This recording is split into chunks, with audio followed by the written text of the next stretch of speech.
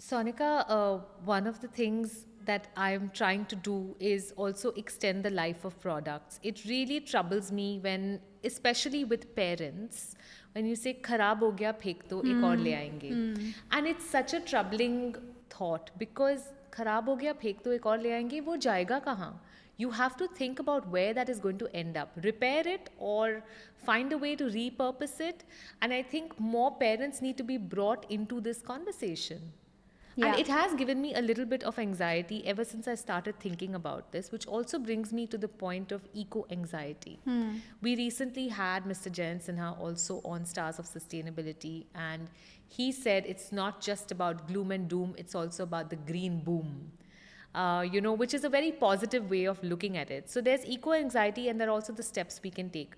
How do you grapple with that kind of anxiety as a parent? This is the planet we're leaving our children. I know. So, I have gone through extreme climate anxiety. Extreme. Right. Like, I have broken down and cried, and I have not wanted to step out of my gate because I know the moment I'll go out, I'll see, waste, and I'll see people carrying stuff in plastic bags, and it'll give me a lot of anxiety. I would not want to go for birthday parties because I would see the balloons, and all of that, happened for a while. And then I think I thought about the fact that I'm doing whatever I can, Right. right? So, of course, I know I can do a lot more, but I am doing something towards it.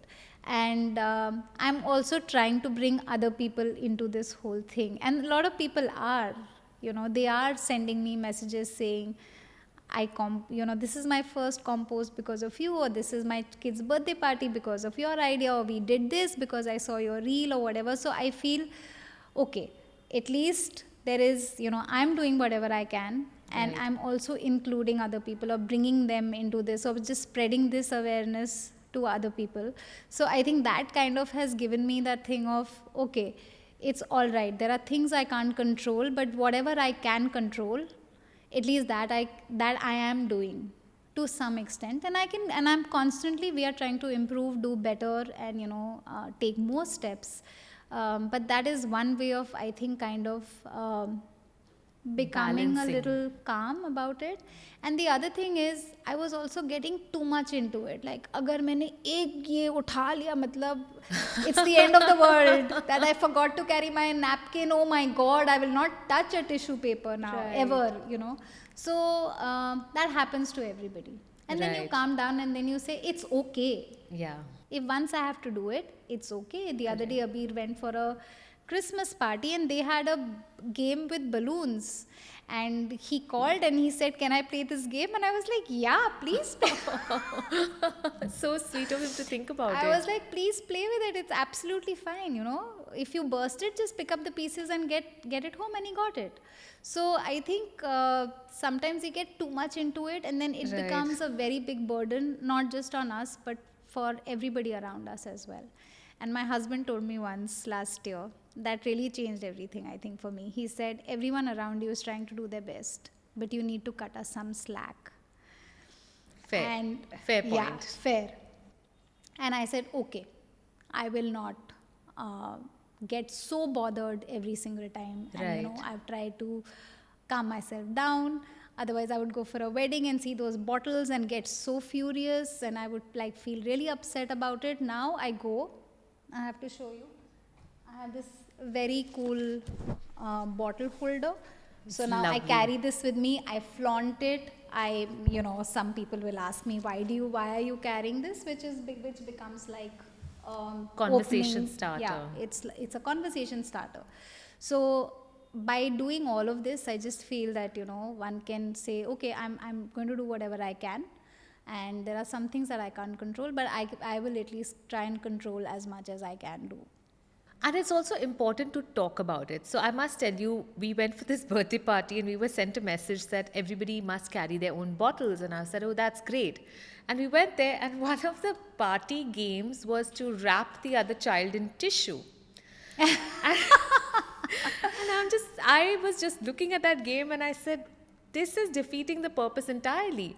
People are trying, but I don't think people are consciously thinking about every single thing that they do. And Yeah. I know it's not possible, but it is important to talk about it because, we carried our own bottles, but there are kids wrapped in tissue. Where is that tissue going? Yeah. I think one thing that most of us don't do, and which once you become a little conscious, you start doing, is thinking about where did this come from and where is it going to go. So, tissue paper comes from cutting trees, and it's one of the biggest causes of deforestation, right? So, I should not use it for that. And after I'm done, where is it going to go? It's going to go to a landfill, or, wherever it's going to end up. We don't think about these things. This is not something that anybody talks about, or it's not conversation. We'll never even give it a second thought, because all this has been so normalized that I think that awareness is the key.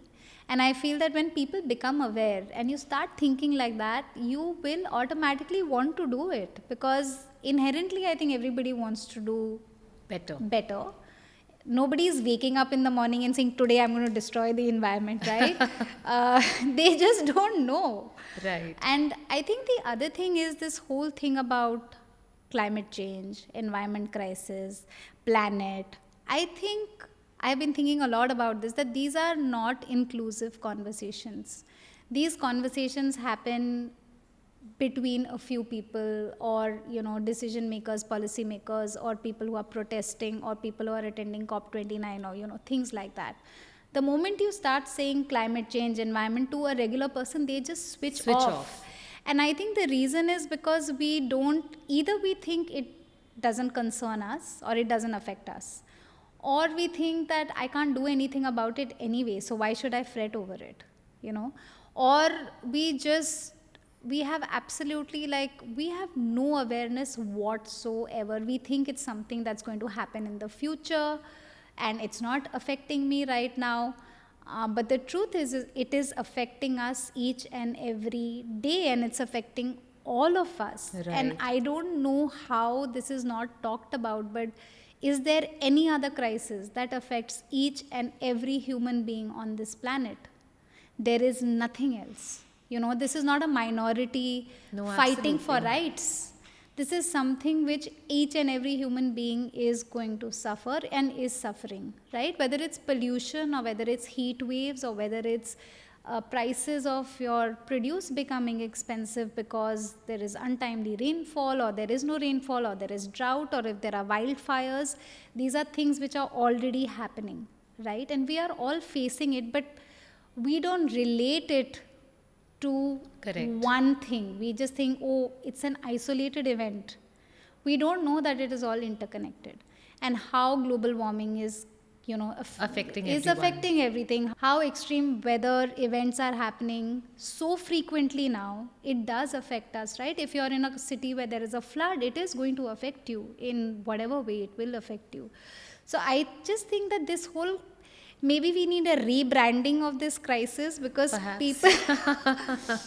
people don't know at all. And when I don't know about something, or if I feel this is the job of the government, this is not my job, this is the job of policymakers, I don't have any power in this, so why should I do anything about it?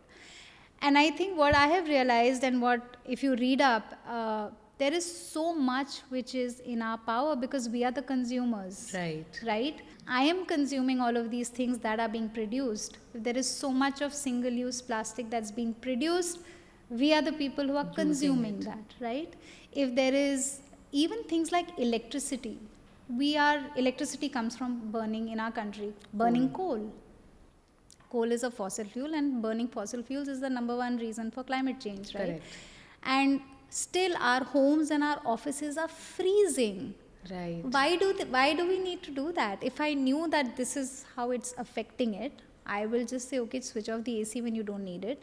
Increase the temperature by a few degrees. It makes a huge difference. And don't get inside quilts when it is 26 degrees outside. Just whatever. If you want to use your AC, use it for an hour, use it for 2 hours. But just think about cut it down. How you can cut it down. Sonika, I'm going to ask you a couple of things, because I want to cover a couple of things for sure. When parents spend a lot of time thinking about what their child is eating and consuming, and we try to make it organic, but I don't think we're thinking about what else is going into that food. So if you can tell me a little bit about just like processed sugar and what are the things that we're putting into our child's bodies without realizing it. We're not doing the organic thing, right? So what can parents do to be conscious about the kind of food their children are consuming? So, see, I'll tell you what we did from the beginning was our son ate exactly what we ate. There is nothing different in his diet as compared to ours. We decided we will not bring any packaged food into the house. Okay. Okay, so no processed food, no chips, no biscuits, no any of these things. And the general rule was if it's coming out of a packet, we are not going to use it. Right. Yeah. Okay, it makes it easy. I'm not saying everything in a packet is bad. But again, your packaging, your food packaging is again a cause of microplastics getting into your system. And all Right. food packaging is plastic, right? Whether it's multi-layer plastic, whether it's single plastic, it is all plastic. So that's what we have tried to do from the beginning. We have a zero waste store next to our house, which I think I have manifested. I really think so. Maybe you have, yes. I did. So we have a zero waste store and they have everything loose. So we'll just go and buy like makhanas and stuff like With your own containers. with our own containers. We have a dry fruit store next to our house which sells, they have dry fruits in those big jars. Jars. You take your own cloth pouches and they'll put it in that. Otherwise, they'll put it in a plastic bag and give you. So we just try and do a lot of this, and he loves eating fruits. And that's because from the beginning, that has been his snack. Right. It's always been fruits. So when we travel, it also becomes very easy because you will find fruits everywhere. Right? So even if he's not able to eat food of a particular place because he's used to eating fruits. So we went to Georgia and I made a reel about how we travel zero waste. And somebody commented on my reel saying, so you don't buy chips.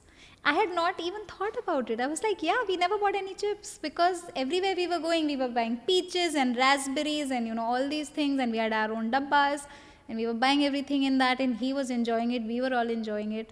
So I think our thing has just been as much fresh fruits and vegetables, dry fruits, rather than having cookies and biscuits. And by the way, my son will never eat a biscuit. He will just not go for it. He doesn't like it. Sonika, there is also a lot of greenwashing with these organic and sustainable labels in children's Yes. food brands. Not just everywhere. Every brand, yes, but Every specifically brand. for children, because you're targeting parents who are very conscious about, I'm going to give my child these organic puffs or something, but that's a lot of greenwashing. Please, so much of processed, like oil, what oil is going into it, how are they being manufactured. I think there is this whole thing of whether if it's sealed in a plastic bag or if it's sealed in a nice looking packet, it must be really good. I think read the labels, because you read the labels and you'll have to do it once or twice. You will figure out what it means, because a lot of times they will not write sugar, they will write something else, or they will not write what oil. But it will be that oil. So I think you just have to be, if you're buying stuff which is coming packaged, then please 100% read the labels. And not just for food, please read all labels, your clothing labels, whatever you are buying which has a label, read it and know what is going into the product that you are using. There have to be conversations in school and early education as well. And I think as parents, we have, I know you have chosen a different kind of school, so have I. I think in a lot of schools, there has to be conversations just about climate, action. Yeah. What are the things that children can do Yeah. to make, touch and feel the soil like we were talking. So I think that's another thing that needs to change, that schools need to start integrating conversations like this so that it's not just at home. It becomes part of the curriculum. Absolutely. I think it has to be, because see, what is going to happen after a few years, I feel everyone will have to do these things. You will have to know these things, right? Because, okay, let's say when we talk about waste, we are already way above the amount of waste that we can, or handling, every city is cannot handle the amount of waste that is being generated every day. At some point, you will reach a point where you will be asked to take care of your waste in any case. So if my child knows it from the beginning, it's going to be so easy for him to do that. Or I'm sure societies will be mandated to compost, because Wet waste is the largest waste that we send to landfills every day, and also the most dangerous kind of waste because it releases methane, which is a very, Right. very powerful greenhouse gas. It's extremely toxic. So I think this is something that schools definitely should. I think a lot of schools do. I've actually had kids come over from various schools because they're doing a project or they want to interview someone and they want to see things. So I know that a couple of schools do. But schools should definitely make this a serious thing and not just a project. Right. It has to be integrated, which Integrated. of course, like your kid goes to a Waldorf school, my kid goes to a Waldorf school, they are just very inclined towards all of this very naturally, Right. right? So it helps. It does help. Sonika, before you go, there's a question that I'd like to ask you that we ask all our guests on Stars on Sustainability. If there is one thing you could change about the way we live today to ensure a better planet tomorrow, what would it be? One thing. That we can change. All of us. All of us can change. I think it would be to reduce our consumption, really, across everything that we consume. And then we go crazy buying things, whether it's buying things, whether it's consuming a lot of electricity, whether it's consuming fuel, whether it's consuming water. I think everything is overconsumption of everything is bad. Even if you're over consuming sustainable things, it is leading to a depletion of resources.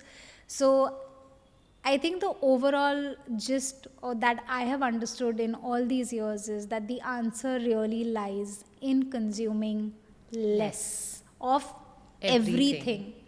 Everything. So there is this thing called the Earth Overshoot Day. And this is done by a global research organization. And every year in June, they announce the date by which humanity has consumed or will end up consuming as much resources as the earth can regenerate in a year. So which means these are the resources that should last us from January to December. This year it was 1st of August. So which means by 1st of August, you have already exhausted everything that you should have used till December. In 7 months, we used what we needed to use in for 12 months. So now for the remaining months, what you are using is from the future, right? And you are doing this every year, and this date is going sooner and sooner rather than being later and later. So what we are doing is we are basically taking away resources from our own kids' future just because we want to consume more. Like, it makes no sense. It's not for some big thing. It's for wearing more clothes or, buying more gadgets, or it's frivolous things if you look at it. Again, because we don't know how big of an impact it has. And that is why I think awareness of all these things is so important, that what you're doing is actually you are taking away resources from your own kids' future, your own, whether you don't have kids, your nieces, nephews, whatever, from the next generation, you are robbing them of resources just because you want to go crazy consuming things, So I read this and I really want to share it. So the UN Secretary General recently, in one of his speeches, he says, in case of climate, we are not the dinosaurs, we are the meteor. We are not only in danger, but we are the danger. But we are also the solution. So I think there is a lot that we have. We know what we have to do as humanity, as everyone collectively, what all we know. We already know what we have to do. I think we all just have to have that intent to do it. That's fantastic. Sonika, thank you so much for showing us that eco-friendliness really does begin at home, and there are so many things that people can do in their daily lives to make a difference. Thank you. Raising eco-friendly children has never been more important. After all, they are the ones who will inherit the earth.